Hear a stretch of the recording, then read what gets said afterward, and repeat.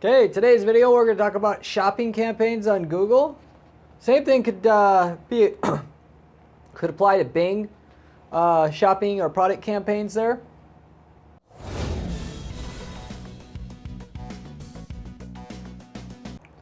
With the big question is that people come to me all the time asking is, hey Corey, basically we have a campaign, a shopping campaign that's working really good.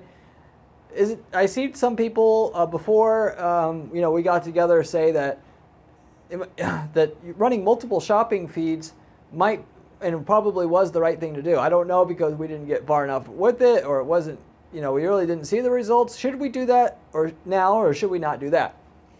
I'm going to answer that question on today's video. I'm going to explain, yes, breaking your feeds up through Google Merchant Center so you can run multiple shopping campaigns will help your results, particularly short term, more so than long term. And when and where you actually want to do it so you know how to walk away from this video, as usual on my channel here, so you have turnkey way to make more money from your campaigns, as long as you're in the group of people where this makes sense. So I wanted to put this whole topic to rest, whether or not you should have one shopping campaign or multiple. So the answer I'm about to give for this whole question in general is different than it used to be. I touched on this just a moment ago. So Google's big change was that they have had smart shopping campaigns versus the regular shopping. And whereas I don't run too many other shopping, I don't run any other smart campaigns.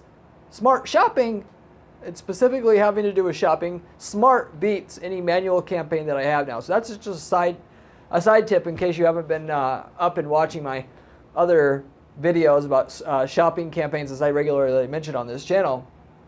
But before the smart shopping campaigns came out, separating feeds by brand or product category helped a lot. As you could then separate out your bidding on those campaigns manually for different products, for different dimensions in the account, different device, different geographic area, and so on and so forth, for more overall potential on your shopping campaigns. And then when smart shopping came out, I realized I can't beat, even with manual adjustments, the smart shopping, particularly as my conclusion on that is that Google's in taking thousands of data points, if not millions of data points on all their users to identify what shopping ad should be seen by what person, and it goes, even if I'm adjusting every single available item and adjusting the bid on every item based upon its historical performance and performance in general, I still can't beat, because there's just data points that I have no access to. If they gave me access, maybe I could beat them, but I can't. Well, why does this apply to other campaigns? Why don't I do smart shopping, everything else? Because for realistically, control. I won't get into all the details there. I want to know exactly what keyword I'm bidding on, and I want to know exactly how to keep things in check further. With shopping, it's a little bit different. There's a lot less targeting options in general, but given that the shopping campaigns in general are supposed to be more machine learning driven, and Google trying to evaluate, not just in general reading the descriptions and having to figure things out on themselves, smart shopping just seemed to, because it was trying to do things on their own anyway, because it could go and do it fully, basically, with the smart campaigns, that it seemed to work better, if that makes sense. But so anyway, I run the smart shopping campaigns all the time, but before I definitely every time would actually break the campaigns up so that all of the different product product categories or brands. So if I sold a bunch, so let's say I had a client with a supplement store, muscle building supplements, buy protein powders and stuff like that. They sold a bunch of branded items, and so we would have a shopping feed for every brand of item. Why is that? Because the algorithm could more easily handle and know what they're dealing with quicker, as well as, of course, long-term, how to handle the feed, because there's certain products, brands of products that just routinely had so much more universal appeal in the market that it understood how to promote that better. And when we adjusted the bids on device level and so forth, we got overall more potential if we could do that for each individual brand. We would set the mobile bid different for each brand and set of products that fall within that brand, that Rex, whatever. Hopefully that makes sense. The same thing would be done by category, so that we would have a product feed for just the protein powders. We'd have just a shopping feed just for testosterone boosters, all these different things. And yes, you're asking, but doesn't that kind of overlap, Corey? Yes, it does. However, each category of product there perform significantly differently. And if you had other categories in which perform differently, you would have separate product feeds, again, to give you the capability to adjust the bids for that unique category, which inherently in and itself behaves somewhat similarly and different than other categories. I had somebody who sold like fireworks and stuff for 4th of July. Sparklers would go in one. You know those snakes that you light them and they go off like this. They would be in its own shopping feed. Why? Because the sparklers and snakes are so different from each other and how they perform. Well, we would get more out of both categories together if we set the mobile versus desktop bid differently for each of those groups separately than I would having one bid for all of it. So that's basically the way that it was. Now with smart shopping campaigns, it matters, as I have found, a lot less. It matters a lot less that you break things down into more than one shopping feed and therefore more than one shopping campaign long term, as the algo has more time to evaluate your feed. So in other words, short term, if you use more than one feed and more than one shopping campaign, and you did pretty much as I described it, we used to do before by default, when there used to be a nice mix of items in the store in which we were selling. Because the algorithm, you got to understand how Google's ad algorithm works and how machine learning works. It's trying all the random stuff. It's trying to make a guess based upon all the people before you, how their stuff works, how it should run your ads and your feed or feeds. And if you break the feeds up so that they'll right away kind of find that this feed does good and this one doesn't, it'll more quickly find the end solution that you want. Versus if you group all the items together, it's going to universally kind of try everything out at the same time and therefore come to its conclusion slower than what it would. Okay? In the end, each item is going to be tested separately, and long term, it doesn't matter if they're all mashed together. The smart shopping will figure out the item that works the best. And but short term, it can help you out still. And if you need to get the profitability more quickly, as you only have a finite amount of money to get things working before you go broke realistically, and you want to do everything you can to get it to work as fast as you can so you don't go broke before you get to profitability, then breaking it out can help.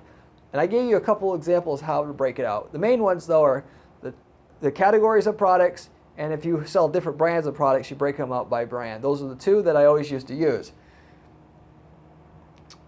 That all said, if you came to this video with shopping already going for your brand, switching to having more than one product feed, I do not recommend doing it. So if you're starting out with no shopping today, and you have to get it to work quickly, and you're willing to put more work in, you could break it out by brand/category on both of those levels, like I said, because you're going to get the profitability quicker. In the long run, it'll work out to you're going to make about the same amount of money if you do break it out long term, because the long term, the smart shopping campaigns algorithm will figure it out anyway in terms of what should run what and where. If you have one campaign with one product feed, or maybe you have a couple product feeds, but you want to break it out to one for each product category, one for each brand, like I said, I used to do, works pretty good, and would recommend to you by default if you were starting out with nothing going on in terms of shopping now. You go in and switch it. The algorithm, one of the main things that people don't get about running these Google ads is they think it's a light switch. Corey, let's try out some Google ads. You try it out 1 month. Why isn't it working already? And the answer to that is the algorithm's going to evaluate each person as if each person needs to be, you have 2 strikes against you. Most advertisers, when they start out, their products don't perform. The the ads aren't set up right, so they don't perform as good as somebody who's been running their ads diligently for years. They've been pumping a lot of money into it. And so they'll assume 80% of the time they're not going to be there 6 months from now, so don't run it aggressively until that account and its campaigns have proven itself otherwise. Then it will run it more aggressively, those campaigns, but only after they get positive data from that or them. And it will charge you way more per click until you show them otherwise that your ads can actually be as good or better than the leading competition. That's why I keep stressing on these videos. I'm giving you a way to make the ads better than anybody else's in your category. You got to do that to prove to Google that they should be the ones that your ads are the ones that they want to run for their prospects that help their users the most, and they reward people with the most times that the ads will show that way and with the lowest cost. It's all set up that way on purpose. In other words though, going back to the topic at hand, if you've been running shopping for a year, and even though you set up new feeds, and those new feeds are respectively, if you've been doing a campaign for a year, as is, or with one or a few feeds, it's probably sorted out what items are good and what items are not good anyway. Particularly if you've been running smart shopping. But if you switch it off, a campaign that's been running with one feed versus broken out by category, like I said, and by brand, which has more potential, let's just say, the algorithm's got to relearn how to run those new product feeds, even though they're hypothetically better. And so it'll take 6 months to a year just for them to relearn everything. And respectively, with shopping, particularly smart shopping, what you should be using anyway, after a year, is going to learn how to run it anyway. There's really no benefit, or I should say, no benefit at all, go breaking it up into sub-feeds. Okay? And with all that said, if you have non-smart shopping, just switch it to smart shopping. If you have smart shopping, and when I say switch it to smart shopping, in that case, I mentioned on other videos, run it side by side with your existing shopping if you want, so that you don't have quite as much volatility in your sales numbers if you're really relying on the shopping you have. Wait till you have better numbers and then shut off your old campaigns. If you have smart shopping running already, don't worry about breaking it up into other campaigns, because you're not going to get any benefit out of it. Due to the amount of time it takes things to spool up, you're not going to have a situation where both short and long term that what you did helped yourself overall with that for the reasons I described. But if you're starting out with no campaigns, yes, you should start out doing smart shopping anyway, because that's just what wins by default, as I've found. But breaking it out by category and by brand, if you have the time, will get you to profitability quicker, even though you would have got the profitability anyway if you would just waited another 6 to 12 months. That was my whole point in everything I just described here. So I wanted you to know that going in. Only break it up if you're just new starting out because it'll take time for things to learn, and you've already invested in the algorithm to learn your shopping campaigns. Don't pull the rug out from underneath it if you've already been running them for so long. At least now it is not worth it for you to do that necessarily, because of how smart shopping does things now. If you are starting out from scratch and haven't done any shopping campaigns yet, separating feeds for different brands / categories, like I said, and get you to profitability quicker if what you have happens to be grossly different from one another. So, like I said, if your products are pretty much similar, if you're selling, chessboards and they're all the same brand, and that's all you sell is chessboards, I'm not even going to tell you, even if you're starting out fresh here, you use smart shopping campaigns by default, but I'm not telling you, even if you can break things up to have a feed for each category, like I mentioned, and each brand. But obviously, I just said all the chessboards are the same brand, so that doesn't apply. And then, they're all in the same category anyway, so it's probably not worth your time or trouble to do that. The amount of differentiation in your products, the bigger that is, the more potential you have breaking things up into separate feeds, at least short term. Because short term, the algorithm's going to figure out quicker how to run your products, even though long term they would have figured it out anyway. So, to put this into terms specifically, I found you can get a smart shopping campaign if you break it out by brand / category like that, you put the time in to actually do that for yourself up front. In 3 months already, you'll have the potential to, an 8-to-1 return, like most people are shooting for, $8 revenue to $1 ad spend, either on the initial purchase or assumed later purchases you're going to get anyway from that person. Because if you're in a market where repeat purchases are made, like that protein powder business, if you could make an 8-to-1 return on an initial purchase and all future purchases were just free money, the competition would have bid up the ad space already, and there would be no opportunity like that there. That's long gone 5+ years ago already. People figured out the value of Google Ads. They've dove into it. Now the people who win are going to be the people who are reasonable what to expect, not to expect, I need to put $1 in this and I'm already profitable, and it's not quite that easy. In a lot of markets that are competitive, you have to wait for the repeat purchases to come in to see your full value, to reinvest back into the next ad, and it takes a little bit longer to get things spooled up that way. If you just do one shopping campaign, you just say, screw it, I'm not going to do a separate product feed for each brand and each category. Smart shopping will get to where it generally will be profitable at the same level, that 8-to-1 return, if there's no, basically overall, or if there is usually no repeat purchases on that first purchase in 6 to 12 months. So it's up to you. Do you want to have it profitable in 3 months or 6 to 12 months? Whether you're going to break it out, those campaigns, if you're just starting out and doing this for the first time for yourself, i.e. shopping. As a final note, before I wrap this video up, I always use smart shopping. I guess I already told you that several times here. Don't use any regular shopping, only smart shopping. They work every time, 100% of the time. Respectively, if you don't actually break things up or by brand and by category to have separate feeds for each one, and therefore you'd have to have campaigns for each one, and you don't do that because you're not starting out fresh and that you've already been running for a while, so you're probably just good sticking with what you have, I actually do recommend breaking. If you're doing advertising in more than one country, you should take whatever shopping campaigns you do have and automatically assume you need to make a clone for every country you have. So if you're targeting US, which is common, US, UK, and Australia, well, if you had a smart shopping campaign for US, you should, and UK and Australia in one campaign, you'll do a lot better if you also break it up so that you have 3 campaigns, one for each of those countries.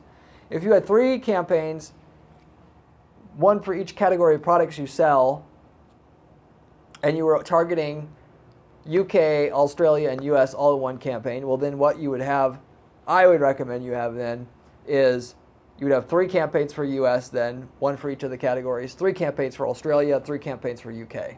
Just so that you know how I would personally do it. Why? Because each country is so grossly different in terms of the performance of, and particularly what the market rates for a click are. You'll find market rates for a click half of what they are in Australia as they are in the US, but it converts at a different rate. And you want the algorithm, if you want the full potential that shopping can bring, which shopping generally is the biggest performer out of all the PPC you can do through Google Ads, i.e. the search ads, if you're talking about that. Even though, let's just say long-term, the text ads and the shopping ads can do about as well, but the shopping work faster, generally speaking, as long as you know how to do all the tricks like around my videos for the text ads. Otherwise, shopping, generally, people say, well, that's the only thing that works, because they don't put the time in to actually set up the text ads, right? But, respectively, either, it's half of what you're going to get at the very least in terms of new customers out of your Google Ads account for 80-90% of markets there, because Google display ads to drive new traffic in, that's usually not something people do too much of, even though people should do, I won't get into it. It's not, you have to be more skillful, you got to be in the right category for that. That you should get everything you can out of shopping by going and adding that extra dimension there to your shopping strategy, which is one shopping campaign for each strategy, or one group of campaigns that as you had it for each country as it sits. So anyway, that's the whole thing in a nutshell. Hopefully that puts things into perspective. I have a ton of other videos on this channel about other PPC money-making strategies. If you haven't seen any of my other videos before, you should definitely check them out. I have a blog at GaryTPPC.com/blog with step-by-step instructions on how to build campaigns the way that I build them, in which I got to guarantee results for our clients. If you want to see how that's done, how I personally make them, you can find it there. If you have any questions about shopping and splitting out the feeds, any unique situation you think you have, leave me a comment down below. I get back to every single person who leaves me a question or comment on this channel, usually within a day or two, personally. Apart from all that, hope you enjoyed the video, and I do hope you see on the next one. Good luck to you in setting up your new Google shopping campaigns and product feeds, so you make a great deal of money on shopping like you should.